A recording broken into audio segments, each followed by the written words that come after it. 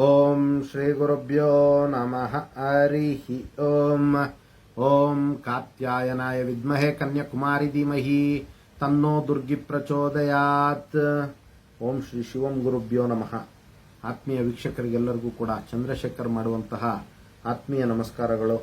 ಎಲ್ಲರಿಗೂ ಕೂಡ ಜ್ಯೋತಿರ್ಮಯ ನಾಡಿ ಆಸ್ಟ್ರಾಲಜಿ ಯೂಟ್ಯೂಬ್ ಚಾನೆಲ್ಗೆ ಸ್ವಾಗತವನ್ನು ಬಯಸ್ತಾ, ಈ ದಿನ ನಾವು ವಿಶೇಷವಾಗಿ ಮಕರ ರಾಶಿಯವರ ಜುಲೈ ತಿಂಗಳ ಮಾಸ ಭವಿಷ್ಯವನ್ನು ತಿಳ್ಕೊಳ್ಳೋಣ. ಇನ್ನು ಮೊದಲನೇದಾಗಿ ಯಾವ ಯಾವ ಗ್ರಹರ ಬದಲಾವಣೆ ಯಾವ ಒಂದು ಮನೆಯಲ್ಲಿ ಆಗುವಂಥದ್ದು ಅನ್ನುವಂಥ ಒಂದು ವಿಚಾರವನ್ನು ನಾವು ತಿಳ್ಕೊಳ್ಳೋಣ.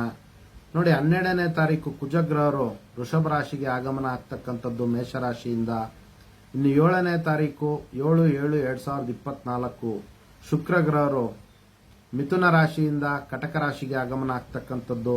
16ನೇ ತಾರೀಕು ರವಿಗ್ರಹರು ಮಿಥುನ ರಾಶಿಯಿಂದ ಕಟಕ ರಾಶಿಗೆ ಆಗಮನ ಆಗ್ತಕ್ಕಂಥದ್ದು. ದಕ್ಷಿಣಾಯನ ಪುಣ್ಯಕಾಲ ಪ್ರಾರಂಭವಾಗುವಂಥದ್ದು. ಇನ್ನು 19/7/2024 ಬುಧಗ್ರಹರು ಸಿಂಹರಾಶಿಗೆ ಆಗಮನ ಆಗ್ತಕ್ಕಂಥದ್ದು. ಇನ್ನು 7/31/2024 ಶುಕ್ರಗ್ರಹರು ಪುನಃ ಕಟಕ ರಾಶಿಯಿಂದ ಸಿಂಹರಾಶಿಗೆ ಪ್ರವೇಶ ಆಗುವಂಥದ್ದು. ಇದಿಷ್ಟು ಕೂಡ ಗ್ರಹಗಳ ಒಂದು ಬದಲಾವಣೆಯ ಒಂದು ವಿಚಾರ ಆಗಿರ್ತಕ್ಕಂಥದ್ದು. ಇನ್ನು ಮಕರ ರಾಶಿಯವರಿಗೆ ನೋಡಿ, 2ನೇ ಮನೆಯಲ್ಲಿ ವಕ್ರಿಗ್ರಹರ ಒಂದು ಶನಿ ಪ್ರಭಾವ ಇರತಕ್ಕಂಥದ್ದು. ಇನ್ನು 3ನೇ ಮನೆಯಲ್ಲಿ ರಾಹುವಿನ ಒಂದು ಪ್ರಭಾವ, 4ನೇ ಮನೆಯಲ್ಲಿ ಕುಜಗ್ರಹರ ಒಂದು ಪ್ರಭಾವ. ಇನ್ನು 5/6/15 ದಿನಗಳ ಪೂರ್ವ 5ನೇ ಮನೆಯಲ್ಲಿ ರವಿ, ಬುಧ ಮತ್ತು ಶುಕ್ರಗ್ರಹರ ಒಂದು ಪ್ರಭಾವ ಇರತಕ್ಕಂಥದ್ದು. ಇನ್ನು 15 ದಿನಗಳ ನಂತರ ರವಿ, ಬುಧ ಮತ್ತು ಶುಕ್ರಗ್ರಹರ ಒಂದು ಪ್ರಭಾವ 6ನೇ ಮನೆಯಲ್ಲಿ ಮಕರ ರಾಶಿಯವರಿಗೆ ಇರ್ತಕ್ಕಂಥದ್ದು. ಇನ್ನು 9ನೇ ಮನೆಯಲ್ಲಿ ಕೇತುವಿನ ಒಂದು ಪ್ರಭಾವ ಇರುವಂಥದ್ದು. ಇನ್ನು ನೋಡಿ, ಈ ರೀತಿ ಗ್ರಹ ಸ್ಥಿತಿಯ ಒಂದು ಪ್ರಭಾವ ಇರೋದ್ರಿಂದ ಮಕರ ರಾಶಿಯವರಿಗೆ ಯಾವ ಒಂದು ವಿಚಾರದಲ್ಲಿ ಶುಭ, ಯಾವ ಒಂದು ವಿಚಾರದಲ್ಲಿ ಅನಾನುಕೂಲಗಳಿರುತ್ತೆ ಅನ್ನುವಂಥದ್ದನ್ನ ನಾವು ನೋಡೋಣ. ನೋಡಿ, ವಿಶೇಷವಾಗಿ ಮಕರ ರಾಶಿಯವರಿಗೆ 75% ಅತ್ಯಂತ ಶುಭ ಫಲಗಳಿರ್ತಕ್ಕಂಥದ್ದು ಜುಲೈ ತಿಂಗಳಲ್ಲಿ. ನೋಡಿ, 2ನೇ ಮನೆಯಲ್ಲಿ ಶನಿಗ್ರಹರ ಒಂದು ಪ್ರಭಾವ ಇರೋದ್ರಿಂದ, ಅದರಲ್ಲೂ ಕೂಡ ವಕ್ರ ಶನಿ. ನೋಡಿ, ಅವರ ಒಂದು ವಿವಾಹ ವಿಚಾರಗಳಲ್ಲಿ ಸ್ವಲ್ಪ ಹಿನ್ನಡೆ ಆಗುವಂತ ಒಂದು ಸಾಧ್ಯತೆಗಳು ಇರ್ತಕ್ಕಂಥದ್ದು. ಇನ್ನು ಆರ್ಥಿಕ ವಿಚಾರಗಳಲ್ಲಿ, ವೃತ್ತಿಯ ವಿಚಾರಗಳಲ್ಲಿ ಅತ್ಯಂತ ಶುಭ ಮತ್ತು ಲಾಭ ಪ್ರಾಪ್ತಿಯಾಗುವಂತ ಒಂದು ಸಾಧ್ಯತೆಗಳು ಅತಿ ಹೆಚ್ಚಾಗಿರುತ್ತೆ.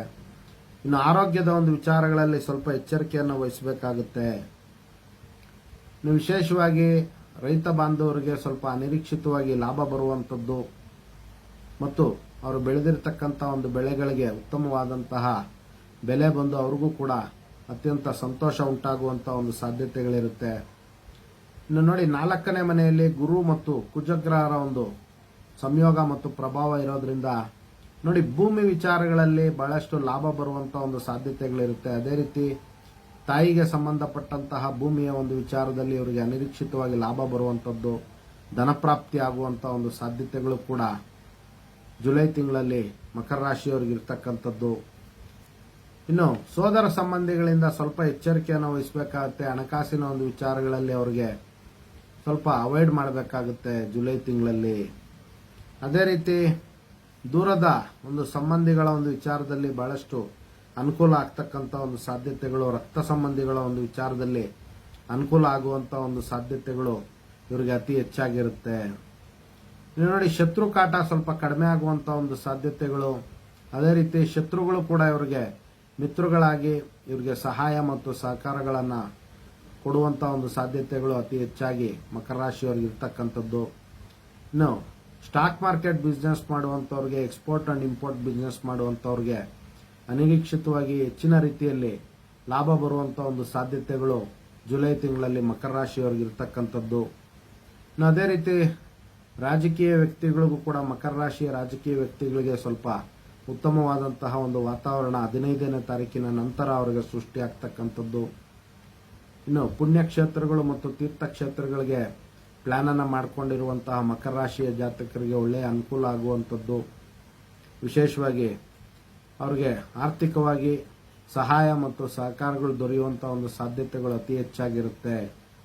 ಅದೇ ರೀತಿ ನೋಡಿ, ಎಜುಕೇಶನ್ ಇನ್ಸ್ಟಿಟ್ಯೂಟ್ಸ್ ಮತ್ತು ಧಾರ್ಮಿಕ ಕೇಂದ್ರಗಳನ್ನು ನಡೆಸ್ತಾ ಇರತಕ್ಕಂತಹ ಮಕರ ರಾಶಿಯ ಜಾತಕರಿದ್ದಾರೆ, ಅವ್ರಿಗೂ ಕೂಡ ಒಳ್ಳೆಯ ಒಂದು ಲಾಭ ಬರುವಂಥ ಒಂದು ಸಾಧ್ಯತೆಗಳು ಜುಲೈ ತಿಂಗಳಲ್ಲಿ ಅತಿ ಹೆಚ್ಚಾಗಿರ್ತಕ್ಕಂಥದ್ದು.